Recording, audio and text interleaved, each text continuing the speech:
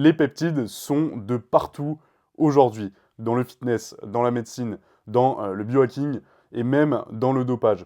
Et le problème, c'est que énormément de monde en parle et énormément de monde les prône, mais peu de personnes comprennent vraiment ce que c'est et à quoi ça sert. Dans cette vidéo, je vais donc t'expliquer ce que sont réellement les peptides, à quoi ils servent dans ton corps, pourquoi de plus en plus de gens en prennent, et surtout, quels sont les risques et les limites de ces derniers. Donc à la fin de cette vidéo, tu sauras ce que sont les peptides, pourquoi ils peuvent être utiles, et aussi pourquoi ils sont souvent mal utilisés. Donc toutefois, je tiens à poser quand même un certain cadre, c'est-à-dire que cette vidéo est à but informatif, et je n'incite en aucun cas à prendre ces produits. Voilà, moi-même je n'en prends pas et je ne conseille pas d'en prendre. Donc voilà, l'introduction est terminée. Juste avant, n'oublie pas de t'abonner, ça me fait vachement avancer, ça te coûte rien, donc voilà, fais-le.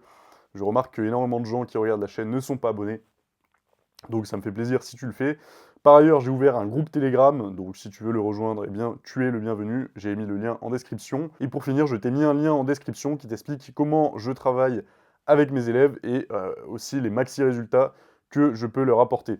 Donc voilà, je t'invite à aller voir, tu seras bien content d'être tombé sur cette vidéo. Alors commençons, qu'est-ce que sont déjà les peptides? Commençons par définir ce qu'est un peptide. Alors un peptide, c'est tout simplement une chaîne d'acides aminés.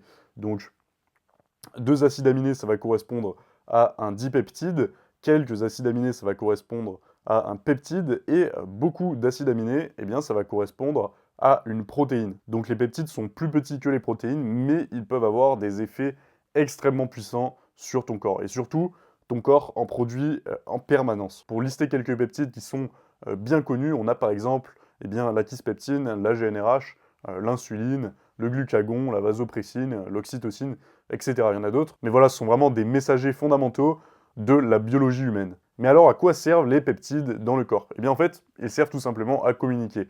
Ils disent aux cellules quoi faire, quand agir et surtout pendant combien de temps. Ils régulent les hormones, la croissance, l'inflammation, l'appétit, la reproduction, la réparation, la cicatrisation. Donc si je devais faire une petite comparaison, en fait, les hormones stéroïdiennes sont des ordres forts, tandis que les peptides vont être des instructions précises et fines. Et c'est pour ça qu'ils intéressent eh bien, dans la médecine et qu'ils interviennent aussi dans d'autres domaines tels que le sport ou le biohacking. Et alors maintenant, tu dois me dire, mais pourquoi les peptides sont autant à la mode? Qu'est-ce qui fait qu'ils sont aussi utilisés? Alors, il y a trois raisons à ça. Premièrement, on va voir en médecine, donc ils sont fortement populaires, justement pour tout ce qui va être oncologie, tout ce qui va être endocrinologie, pour ce qui va être fertilité, et aussi dans la diabétologie, puisqu'ils peuvent avoir justement des effets très ciblés avec moins d'impact systémique. En deuxième, ils sont aussi connus dans le sport et la performance, puisqu'ils peuvent venir avoir un impact sur la production d'hormones de croissance, sur la réparation des tissus, sur la récupération, et aussi sur le sommeil ou la faim. On va avoir par exemple le CJC 1295 qui va venir stimuler l'AGH, et on va aussi avoir le BPC 157 qui va venir accélérer la réparation des tissus. Et en fait, ces peptides, ils sont perçus comme des alternatives un peu plus propres aux stéroïdes, tout simplement. Et le troisième domaine où ça va être beaucoup utilisé, ça va être le biohacking. Donc énormément de personnes cherchent à optimiser leur vitalité, leur niveau d'énergie et à avoir aussi un contrôle sur leur biologie. Et justement, ces peptides vont donner un peu l'impression d'hacker le système, on peut dire, de pirater le système.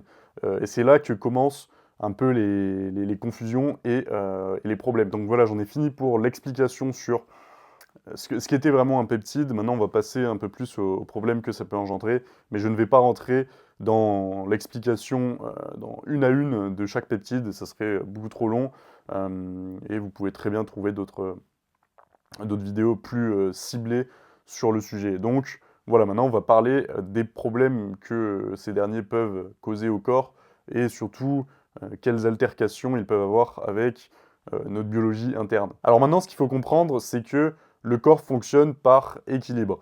En fait, lorsque tu ajoutes un peptide, la production naturelle peut diminuer, les récepteurs peuvent se désensibiliser, et l'axe, justement, peut s'adapter. Donc c'est exactement pareil qu'avec les stéroïdes, l'insuline, d'autres médicaments. En fait, le corps s'adapte toujours, et c'est bien là le problème, c'est que si vous arrêtez du jour au lendemain, il peut vraiment y avoir des lacunes, et votre corps, on verra un peu plus en détail les conséquences par la suite, mais votre corps peut complètement, votre système hormonal peut complètement se casser la gueule. Donc c'est pour ça qu'il faut faire attention. Alors avant de passer aux conséquences, il va falloir faire la différence entre un peptide endogène et un peptide exogène.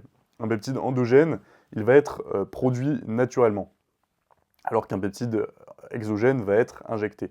Il va être aussi rythmique, alors que l'exogène va être souvent non rythmique, et pour finir, il va être produit dans un contexte biologique particulier, alors que l'exogène va être hors contexte. Et le problème, c'est pas vraiment le peptide en lui-même, c'est plutôt la dose, le timing et aussi la durée de prise de ce peptide. Donc les risques potentiels, sans alarmisme, ça va être la suppression de certains axes, un déséquilibre hormonal, la désensibilisation de certains récepteurs, un manque de recul aussi sur le long terme, donc sur l'étude de ces peptides, sur l'impact qu'ils peuvent avoir, et aussi des produits, la consommation, du coup, enfin, l'injection de produits impurs ou mal dosés. Donc, naturel ne veut pas dire que c'est sans danger, en quelque sorte. Alors, la bonne logique qu'il faudrait avoir avec ces derniers, ça serait comme un peu un complément alimentaire de les prendre en dernier, si vous avez pour projet d'en prendre, même si, je le dis encore une fois, je déconseille d'en prendre.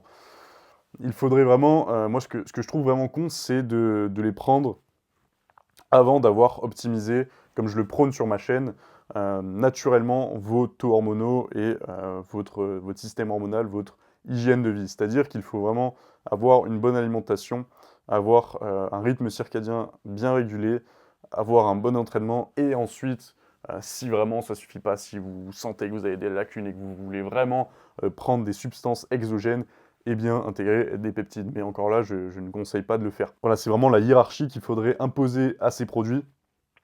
Il faut voir vraiment ça comme des effets d'amplification et pas comme les fondations. Donc voilà, j'en ai fini pour ces explications. Je tenais vraiment à clarifier ce qu'étaient les peptides, à quoi ils servaient, et en faire une petite vidéo, puisque j'ai vu aussi que ce sujet en intéressait plus d'un. Donc voilà, eh bien j'espère que la vidéo t'aura plu.